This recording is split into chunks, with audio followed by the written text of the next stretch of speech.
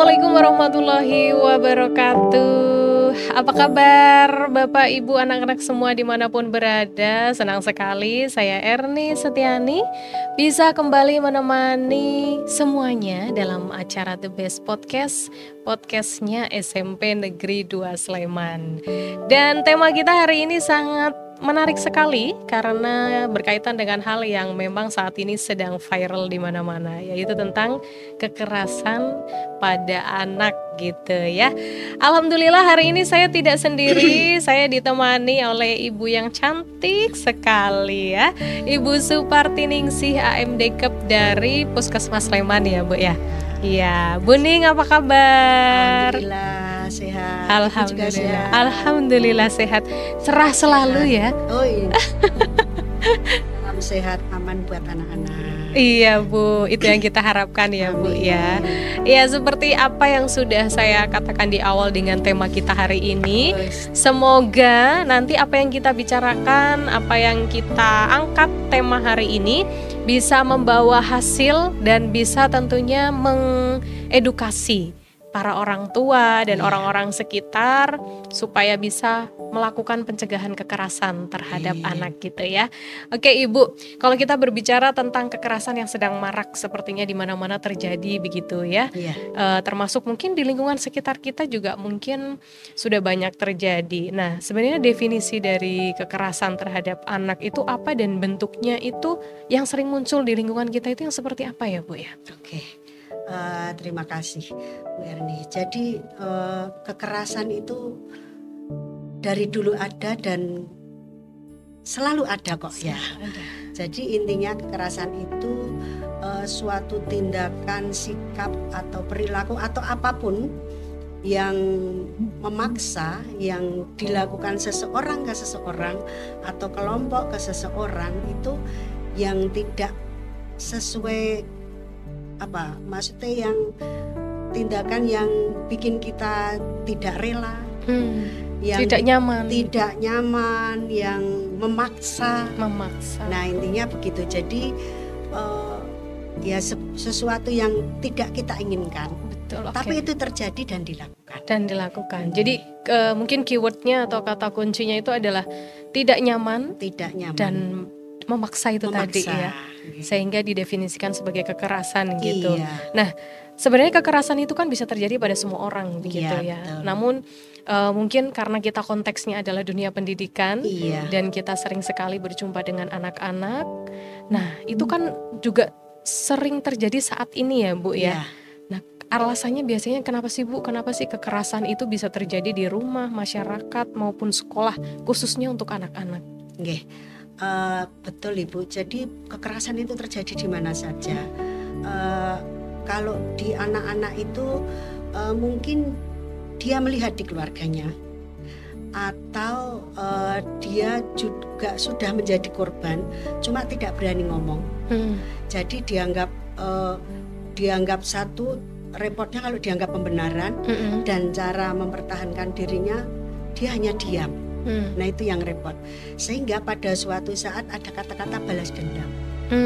Nah itu jadi intinya kekerasan itu terjadi satu komunikasi sendiri di dalam keluarga, atau anak itu kalau di rumah di keluarga ya, kalau di sekolah bisa dengan teman, dengan guru gitu. Jadi ada sesuatu komunikasi yang putus, nggak berani ngobrol, nggak berani ngomong. Nah itu biasanya sering terjadi pada anak-anak, kejadiannya seperti itu. Oke, berarti memang yang menjadi penyebabnya adalah adanya komunikasi yang terputus ya, baik itu di rumah, di sekolah maupun masyarakat ya. Jadi anak nggak berani speak up. Betul sekali. Jadi akhirnya kekerasan itu terus-terusan terjadi. Karena tidak tertangani, sehingga dipendam, atau dia itu tadi akhirnya saya juga berani kok melakukan kekerasan karena saya balas dendam. Karena saya korban, jadi akhirnya saya ingin nyoba jadi pelaku. Nah itu gitu repotnya ya. kalau pada anak-anak tidak segera betul Ibu. Kalau bentuk-bentuknya sendiri untuk kekerasan yang sering terjadi pada anak, mungkin Ibu bisa dijelaskan. Kalau kita membagi itu bisa verbal, non verbal. Kalau verbal ya di bahasa anak itu dibully, dirundung dengan kata-kata. Misalnya kak saya dulu jadi korban juga, gendut. Ya itu sering ya Bu ya. Lu bego. Nah sebenarnya itu kan sebuah kata-kata yang tidak ingin kita mendengarkan. Nah, kemudian fisik juga banyak pendek kalau saya kalau gitu si kurus si cungkring. Nah kemudian psikis ya itu biasanya cetusannya kalau dari keluarga itu berawal dari ekonomi bisa, dari perhatian bisa, dan yang marak itu sekarang itu kekerasan cyber kita nyebutnya.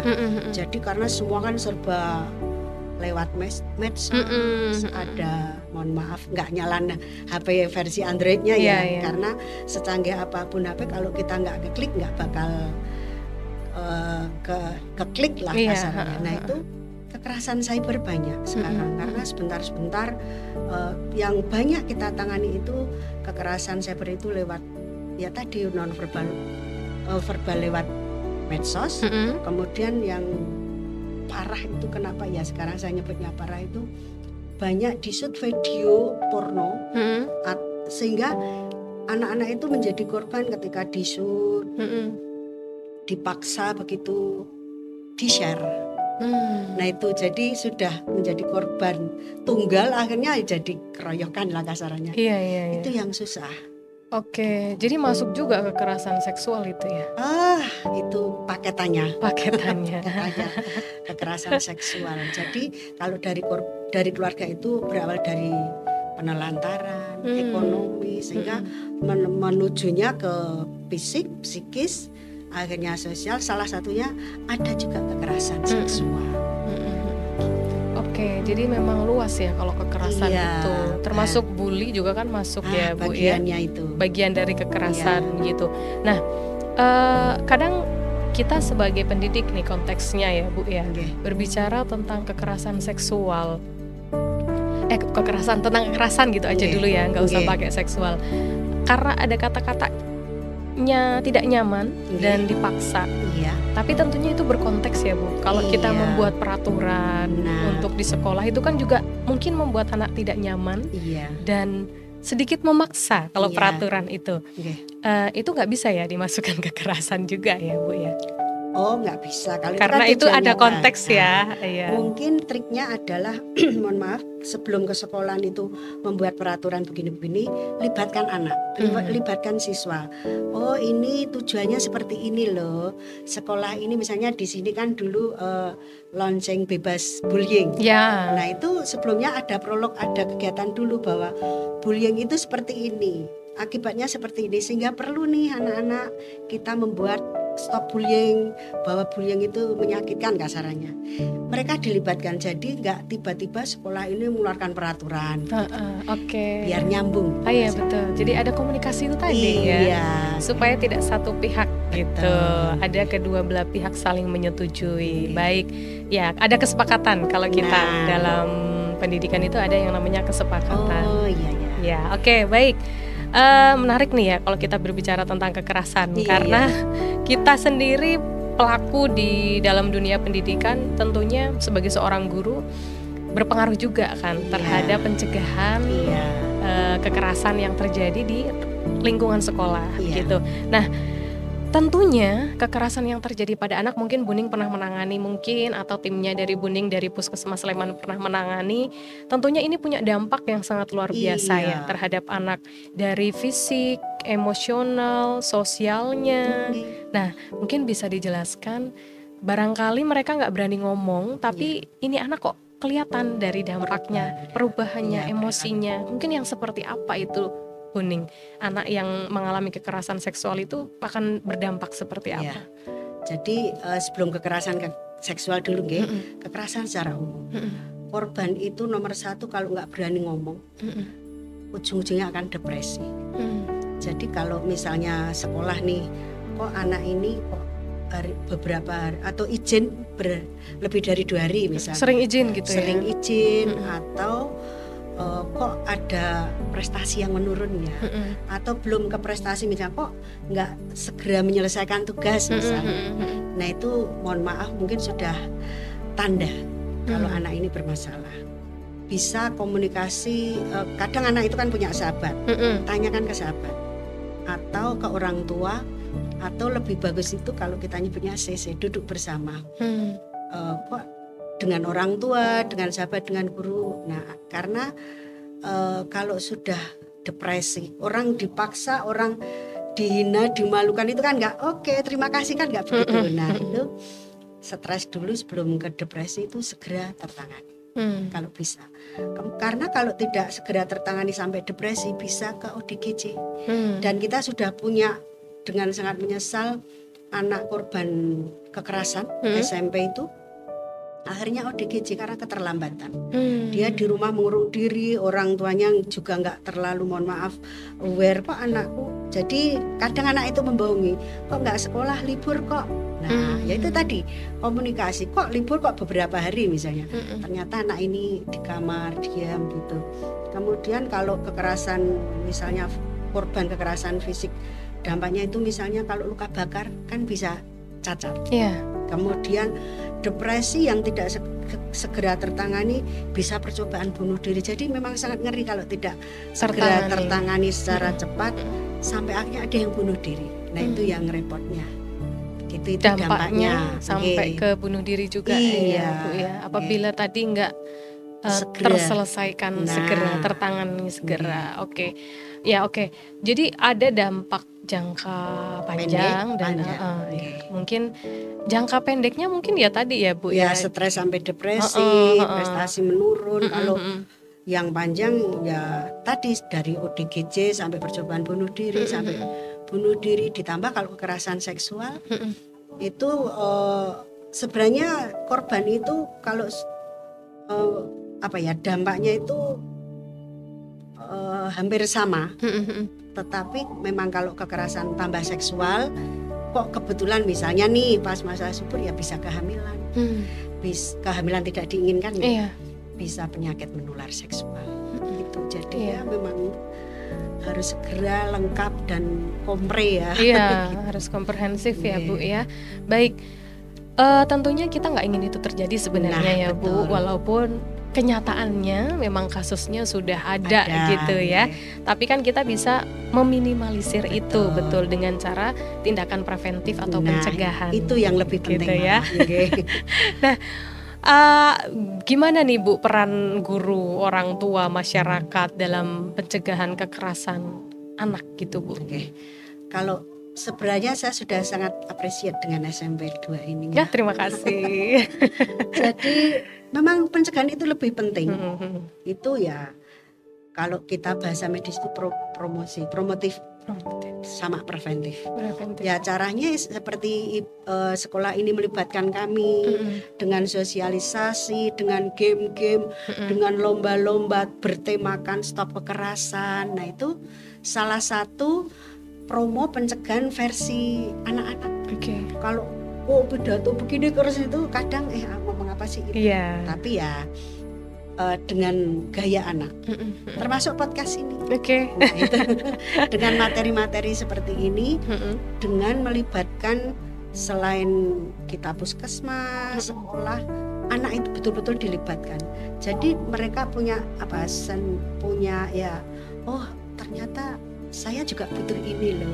Ternyata ini bagus loh. Jadi ketika pengambilan keputusan itu anak menjadi seolah-olah punya kewajiban untuk ini memang penting. Ini memang kami butuh ini. Nah, biasanya kita kalau dulu kan misal sekolah, kami puskesmas, nah lupa anak harus dilibatkan. Termasuk contoh kecil di rumah pun ketika kita kasarannya cuma hari Minggu kita mau kemana ya, kadang kalau orang tahu hari Minggu kita ke sini. Nah tapi kalau anak itu dilibatkan beda. Oke, jadi nggak kerasa gitu ya? Iya. Tidak seperti orang diceramai gitu. Betul sekali. Karena dilibatkan. Jadi ya kalau mungkin dalam dunia pendidikan itu nanti dinamakan edukasi yang sesuai dengan kodrat alam dan kodrat zaman anak gitu ya. Kita masuk gitu ke anak. Mereka lagi suka game ya, kita sosialisasinya melibatkan game kayak gitu. Jadi lebih masuk ya, betul sekali. Kalau dari segi lingkungan lah, hal sederhana untuk menciptakan lingkungan yang aman dan mendukung anak itu lingkungan yang seperti apa yang perlu kita ciptakan ya Bu ya? Kalau lingkungan itu bisa fisik, bisa perilaku. Kita fisik ya, misalnya kayak gedung sekolah ini ya, kok tingkat, kok ada yang ganggang ini. Saya tadi makanya tanya, Bu itu CCTV ya? Oh sudah luar biasa. Jadi ya bisa memantau di kelokan yang sepi-sepi gitu ya Bu ya. Kemudian kalau di lingkungan ya keluarga, masyarakat itu, dan kami sudah melibatkan ada kader khusus penanganan korban. Jadi edukasi ini tidak hanya ke sekolah, di masyarakat. Jadi biar nyambung. Masyarakat kan masuknya ke keluarga nih. Masyarakat sekolah ya ke orang tua, ke sekolah itu dilibatkan tentang ini tentang kekerasan. Ini bisa dicegah. Ini tujuannya begini supaya anak begini. Nah, jadi nyambung komunikasinya tadi supaya nggak jalan sendiri. Sekolah tentang ini aja. Puskesmas kesehatan ini aja. Nah, itu semua kan bagus semua sebenarnya. Tinggal ngeling aja. Kolaborasi ya. Betul sekali. Kolaborasi semua pihak gitu ya. Betul. Itu akan sangat membantu dalam pencegahan kekerasan. Nah, tadi kan kita sudah bicara tentang mau tidak mau, terima tidak terima, kita memang sudah terjadi ada korbannya begitu ya. Kemudian apa sih Bu yang harus dilakukan oleh orang tua atau kita sebagai pendidik jika menemukan anak yang menjadi korban kekerasan? Ya, kalau kita ya intinya ditangani. Makanya semangat kita kalau menangani itu nomor satu cepat. Kenapa kok harus cepat? Karena kalau sudah menyebar menjadi gosip itu justru akan menambah masalah. Jadi nomor satu cepat. Makanya ketika di pencegahan itu kan disampaikan materi ini. Kalau kita mendapat perlakuan seperti ini, kita harus ngapain ya? Nah itu diterapkan, dilakukan. Kita harus menangani secara cepat dan tadi kompre tadi. Kemudian sifatnya juga rahasia. Kenapa rahasia? Kalau ya itu tadi supaya inti permasalahan itu tertangani. Kadang kan orang itu tak kasih tahu ya, tapi jangan ngomong-ngomong. Nanti berpindah lagi, tak kasih tahu jangan ngomong-ngomong. Sama ya di mana-mana. Lupa permasalahan intinya. Nah, kemudian aman. Aman untuk korban, apalagi anak-anak. Korban kita amankan. Aman itu artinya kita dampingi, kita selesaikan masalahnya. Juga pelakunya, karena masih anak-anak. Kemudian kalau kita juga aman bagi kita pendamping, karena kadang kita juga kalau menangani korban itu ada serangan dari pelaku lah misalnya. Gitu. Jadi kita harus segera menangani dan intinya itu tergali dengan baik supaya ngepas ketika kita menyelesaikan permasalahannya. Jadi kalau dari kita ya itu tadi ya harus ditangani segera gitu ya. Segera terus kolaborasi juga. Dan tentunya asas kerahasiaannya harus terjaga.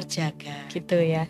Itu dari segi kita selaku orang tua ataupun pendidik. Nah, dari anak korbannya ini Bu, mungkin ada langkah yang harus dilakukan ketika menjadi korban kekerasan. Ya, ketika menjadi korban, berani tidak berani, takut tidak takut, mau tidak mau, harus berani ngomong tadi. Karena kalau cuma diem kan kita meraba-meraba dulu. Kalau begitu berani ngomong nomor satu, ngomong ke dirinya sendiri. Kalau kami menerapkan bahwa kamu tidak suka, kamu harus ngomong. Kalau berani sudah seperti itu, dia akan punya keberanian sendiri ngomong sama pelakunya bahwa aku tidak suka kamu lakukan seperti ini sama aku. Misalnya kita dipanggil Dut gendut, kayaknya jadi curhat saja korban. Dut gendut lah, saya tidak suka kamu panggil saya gendut, misalnya seperti itu. Karena kalau pelaku itu kita ke pelaku itu kita diem itu kadang pelaku itu dia nggak berani balas. Jadi lagi ya? Iya, melakukan lagi. Kemudian itu tadi komunikasi dengan ya bahasa anak curhat ke siapapun yang dipercaya ya? Yang dipercaya. Segera ngomong, segera curhat, misalnya ke bu guru tersayang, tercinta, tercantik seperti ibu. Kemudian ke kami, nah supaya bisa segera kita tangani. Karena kita itu kalau sudah menjadi pada taraf penanganan, dari hasil penanganan itu juga akan menjadi pencegahan ke berikutnya supaya tidak terjadi. Iya betul ya. Jadi dari anak itu harus bisa speak up dulu ya Bu ya. Iya, kunci itu. Kuncinya supaya cepat terselesaikan. Nah, kalau diam kita juga susah mau melangkah ya. Dan harus pencegahan di dini itu punya teman. Jangan sering menyendiri. Nah, jangan sering menyendiri. Nanti misalnya kayak sekolah ini kebetulan bagus ada CCTV-nya. Saya pernah datang ke sekolah itu yang ada di pojokan gelap, berkelok begitu ya. Ternyata di situ menjadi terminal kalau kita nyebutnya. Kekerasan itu di situ. Nah, makanya ketika pergi dulu saya pernah ngisi di sini. Kalau ke kamar mandi, kemana harus ada temannya. Jangan sendiri. Gitu. Iya, jadi supaya tidak menjadi sasaran empuk ya. Iya betul sekali. Nah, berkaitan dengan kekerasan pasti tadi peran-peran dari orang tua, dari berbagai pihak, dari pendidik itu kan diperlukan. Iya. Berarti peran konselor sekolah atau psikolog di sekolah itu juga sangat diperlukan ya Bu? Sangat diperlukan. Untuk puskesmas sendiri ada ya Bu ya yang menangani? Sudah ada. Jadi kalau kita di puskesmas itu kita tim menanganinya dan kita pakai metode one stop service. Jadi pasien datang itu kan beda kalau pasien datang korban kekerasan itu kan enggak saya mendaftarkan saya sebagai korban. Oh indahnya. Tetapi ya mungkin dia kalau mohon maaf kalau ada korban fisik ke UGD itu kan enak ya. Tapi kalau anak ini setiap hari 2 hari sekali datang pakai sakit perut terus ya. Nah itu kalau dokter tidak aware mulai ada something ini. Nah makanya kita itu komprehensif ketika menangani dan one stop service. Ketika ditemukan ternyata ini korban itu kita tim dokter kebetulan saya konselornya ya. Tapi juga ada psikolog, perawat, dan kita langsung ke ruangan itu. Jadi bukan pasien itu yang pindah habis ke sini ke ruang ini ya, ke sini pertanyaannya sama. Korban perkosaan kok disuruh pindah-pindah memperagakan. Nah itu. Tapi kita langsung biasanya langsung kita pindah ke klinik Cemara kita nyebutnya. Kita punya klinik namanya klinik Cemara itu untuk penanganan korban. Cemara itu singkatannya cepat aman rahasia. Cepat aman rahasia ya. Itu ke situ jadi misalnya ada korban fisik luka sobek misalnya ya kita tangani dulu. Psikolog datang itu merelaksasi dulu kan kalau lagi denial gitu bisa histeris bisa apa kok aku dibeginian nah itu ditenangkan dulu, relaksasi dulu. Kalau mereka sudah ya minimal belum tenang sih tapi sudah bisa diajak komunikasi itu nah baru kita masuk. Nah tadi misalnya tadi atau kemarin atau apa gimana sambil melihat. Jadi sambil nanya, bekerja dan kita mencatat rekod gitu. Sambil memfoto. Kenapa? Karena tujuannya kalau nanti ini dibawa ke ranah hukum kepolisian itu sudah menjadi dasar visum. Jadi nggak ngulang-ulang lagi. Sekarang datang ternyata besok lapor polisi, datang lagi ya mau kita periksa enggak. Jadi langsung hari itu selesai penanganan, begitu selesai kita buat resume dulu. Ini adalah korban kategori tadi yang di awal. Oh ternyata dia selain fisik, psikis juga. Oh ini, nah, oh ternyata ada seksualnya juga. Dampaknya nanti kan jadi seperti ini. Jadi kita langsung resume tim itu, dokter, saya psikolog, nah rekam medik biasanya. Dan itu sifatnya kan rahasia tadi segera set. kita simpan dokumen itu, tapi tetap penanganan. Nah yang berikutnya juga kalau kita selalu follow up, jadi kunjungan rumah. Ada home visit juga. Iya, kalau nggak datang, jadi sekaligus kita bisa melihat lingkungan rumahnya gimana sih, hubungan kekeluargaannya kita. Sekalian observasi ya Bu ya. Betul. Oke, efektif, efisien gitu. Insya Allah. Cemara tadi ya Bu ya. Cemara, cepat aman rahasia. Nah, ini Cemara. Oh tuh kan sudah cepat aman rahasia ya. Gitu. Sudah ada di Puskesmas Sleman ya Bapak Ibu dan teman-teman semuanya. Jadi kalau nanti kita sih tidak menginginkan tapi apabila itu terjadi ada kekerasan yang menimpa diri atau keluarga ataupun teman atau siapapun yang tahu gitu ya. Iya. Kita bisa minta bantuan di Puskesmas Sleman ya. Di sana penanganannya sudah tertata dengan baik dan nanti ada rekam medik tadi yang bisa sebagai acuan untuk langkah berikutnya. Gitu ya.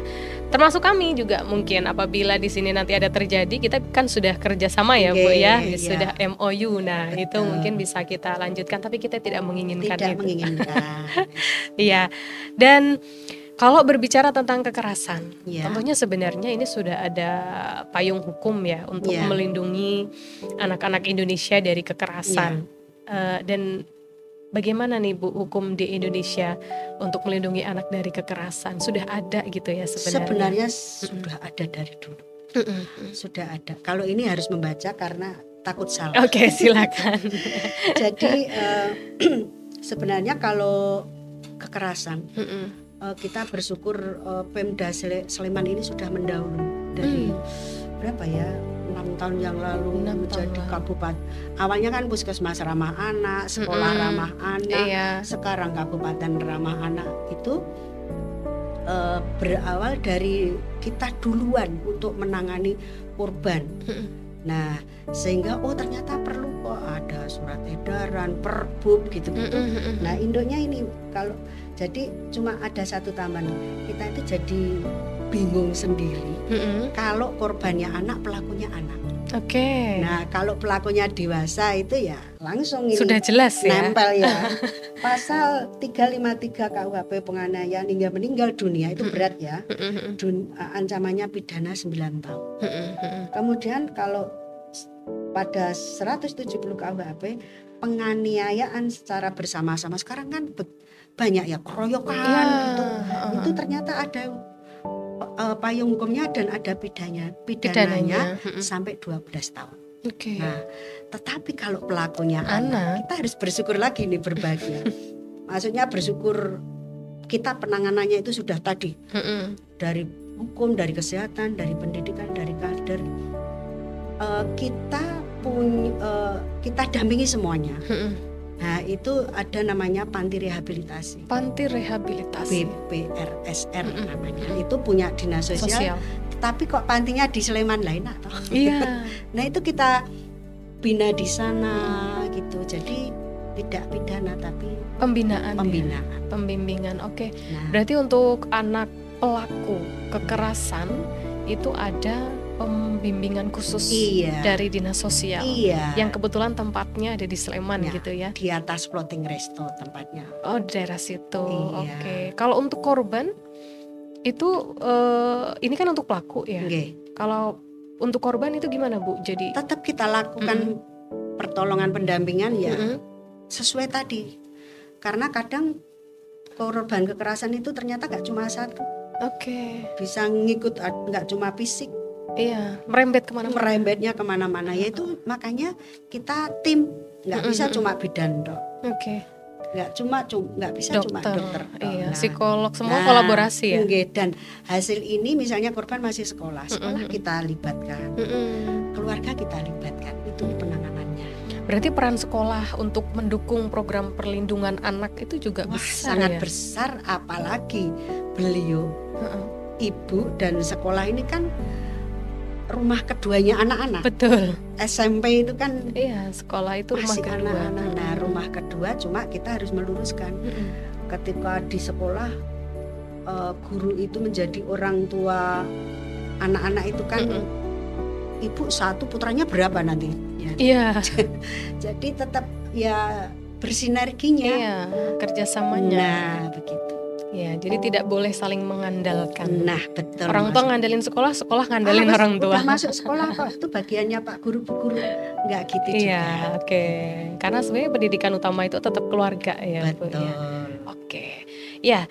Nah, asik nih ya kalau kita ngomongin kekerasan karena memang seperti tidak berujung begitu ya, Bu. Ada terus begitu. Ada terus. Seperti kasus terakhir yang sampai meninggal kemarin, Nah, sepertinya anak SD itu juga miris sekali ya, karena sampai meninggal.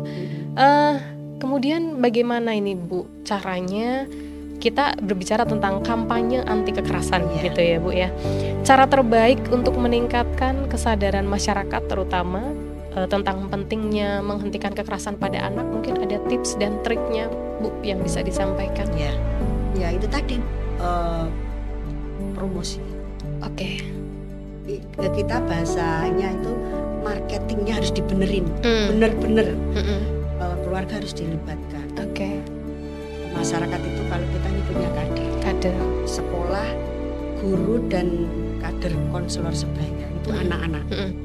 Itu dilibatkan dengan materi ini, bahwa materi ini tidak hanya sekedar materi. Selain dipahami, tolong diterapkan. Dipahami, diterapkan supaya tidak menjadi pelaku dan misalnya mohon maaf menjadi korban, sudah tahu langkahnya harus begini. Nah, mau packagingnya apa ya namanya, bentuknya itu disesuaikan dengan zamannya, dengan sasarannya ya begitu. Jadi kalau seperti tadi cuma pidato satu arah, nanti dibilang ibu itu ngapain sih ya? Gantuk ya, Bu. Nah, yang kedua role model. Kita sebagai orang tua juga menjadi model kecil di keluarga kita, anak kita. Ketika bapak ibu lagi ada masalah ya jangan pakai kekerasan. Kekerasan kan nggak harus hantam-hantaman. Apalagi ada hantam-hantaman lagi nanti direkam anak. Tapi dengan mengumpat kan juga sudah enak. Contoh ya.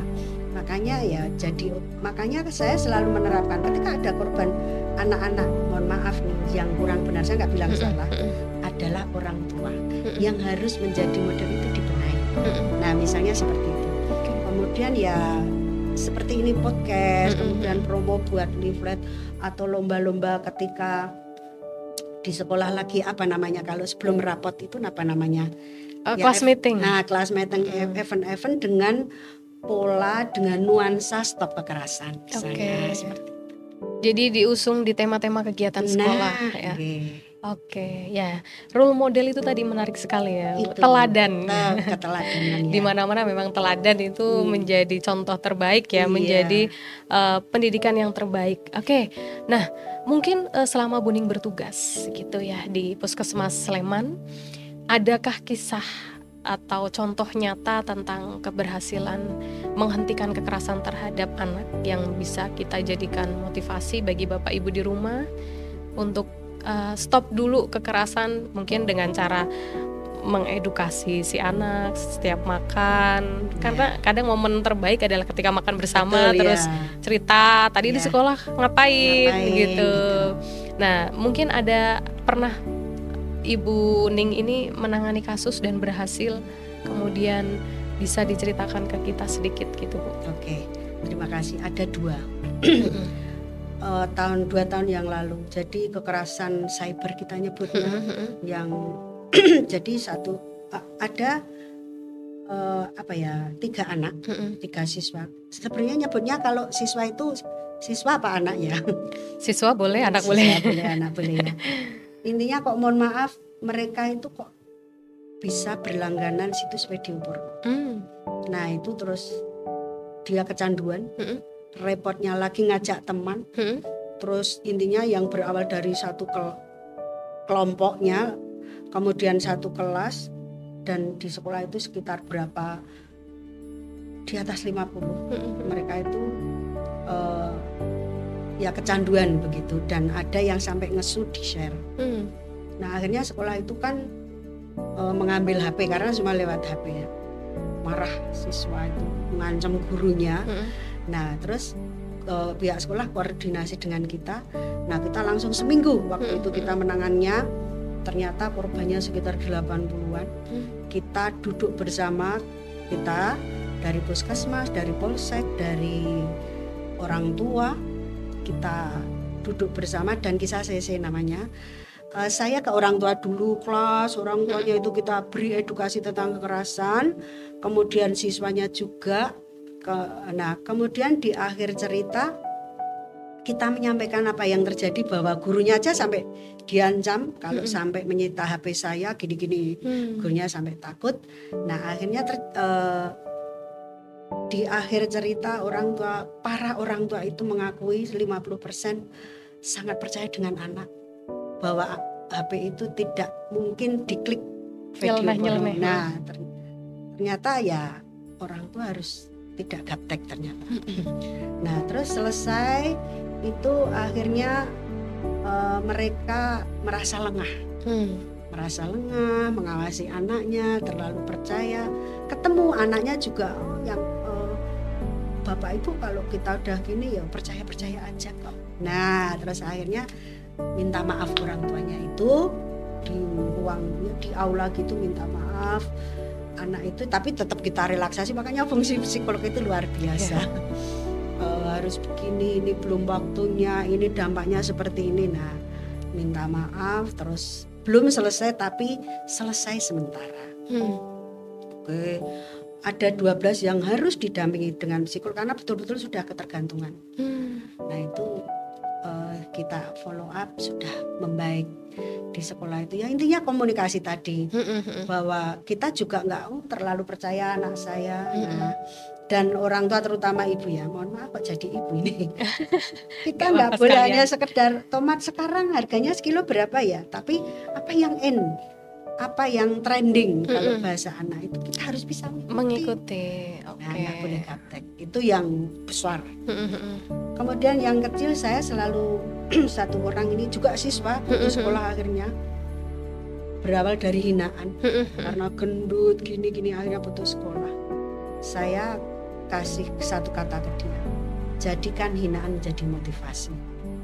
Kalau ini sebenarnya dia juga korban dari orang tuanya, jadi dia 5 bersaudara, orang tuanya pengangguran, ya gimana lagi. Terus bayar sekolah akhirnya nggak bisa, akhirnya putus kelas 2.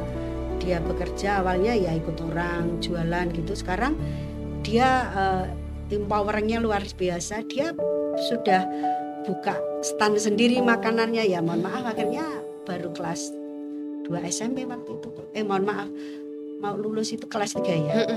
Itu nggak bisa, terus putus. Nah ya akhirnya dia sekarang jualan makanan, ada stand, nggak perlu tak sebutkan karena dekat ya. Daerah food court di sini. Nah dia malah safety untuk dirinya sendiri, dan dia nanggung adiknya. Dan orang tuanya malah ditarik sekarang jadi bos kecil, orang tuanya ikut jualan. Gitu. Itu yang bagian kita. Jadi kalau ada hal yang kita tangani dan akhirnya berbuah manis gitu, kayaknya kita ada rasa puas gitu ya Bu ya, karena bisa membantu orang lain gitu. Begitu juga dengan Puskesmas Sleman pastinya, yang tadi sudah diceritakan Bu Ning. Bapak Ibu sekali lagi, kalau misal di rumah putra putrinya atau bahkan siswa-siswa sendiri yang mengalami kekerasan, nanti kalau nggak berani ngomong ke sekolah bisa ke puskesmas gitu ya. Tergantung siapa yang dipercaya gitu ya. Nah kita sebenarnya pengen ngomong macam-macam Bu, tapi kita terbatas oleh waktu ya. Bu Ning juga masih punya tugas selanjutnya gitu ya. Tapi mungkin sebelum di closing nih, Bu Ning mungkin bisa memberikan satu pesan penting nih kepada pendengar dimanapun berada tentang menghindari kekerasan pada anak gitu. Apa yang ingin disampaikan? Terima kasih Bu. Nomor 1, untuk menghindari kita harus sayang dulu. Aman dulu pada diri ini, mengamankan diri ini. Kalau kita sudah menyayangi, mengamankan diri ini, pasti kita akan mengamankan teman kita, orang lain, orang tua. Artinya apa? Kita tidak akan menjadi pelaku kekerasan.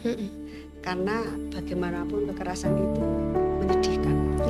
Nggak ada korban kekerasan kok I'm happy gitu aneh. Iya, justru kelainannya. Justru kelainan. Oke. Terus ya kalau memang kok sudah terjadi dan harus terjadi, segera ngomong ke siapapun. Karena ketika ya pertama-tama kaget itu pasti ya. Kaget, sedih, diem itu boleh. Tapi diemnya nggak usah kelamaan. Biar segera. Iya. Begitu. Oke, itu Bu Ning. Mungkin ada selanjutnya closing statementnya. Kalau closing statement dari dulu ini nggak berubah. Saya selalu bilang save our generation. Kalau kita bisa aman, ternyata bisa aman, sehat, itu lebih membahagiakan. Makanya save our generation, untuk kita, dari kita sehat, aman, itu lebih membahagiakan. Oke, terima kasih Bu Ning. Ya ampun, senang banget ya bisa ngobrol sama Bu Ning. Terima kasih loh Bu sudah menyempatkan waktu untuk SMP 2 Sleman. Luar biasa, saya selalu dengan jadwal yang padat bisa menyempatkan ya. Terima kasih sekali Bu Ning. Terima kasih juga untuk SMP 2. Iya. Juga. Semoga kerjasama kita nanti semakin hari semakin banyak kegiatan yang bisa kita lakukan untuk anak-anak kita. Gitu ya. Oke, sebelum closing statement ya, mungkin sedikit saya simpulkan bahwa kalau kita berbicara kekerasan, kita bisa mencegahnya ya. Ya, kita bisa mencegahnya dengan memahami gejala yang nampak pada anak. Barangkali anak-anak kita adalah salah satu korban atau pelakunya gitu ya Bu ya.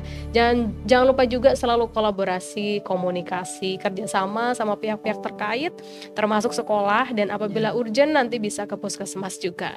Kalau dekat dengan SMP 2 Sleman ya puskesmas Sleman ya.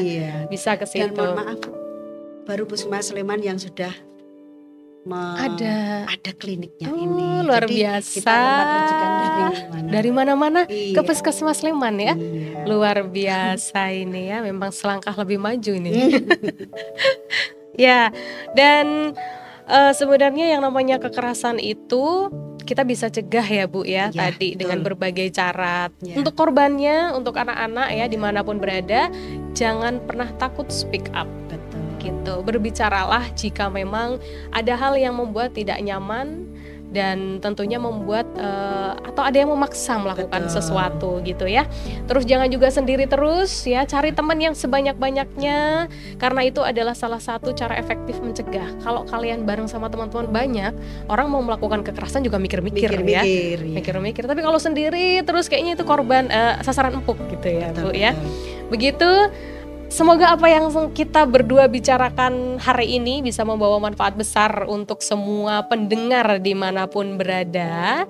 Dan saya juga mohon maaf apabila selama membawakan podcast ada salah kata dan kalimat. Saya Erni Setiani dan Ibu Bu Ning dari Puskesmas Sleman. Pamit undur diri, terima kasih. Assalamualaikum warahmatullahi wabarakatuh. Waalaikumsalam.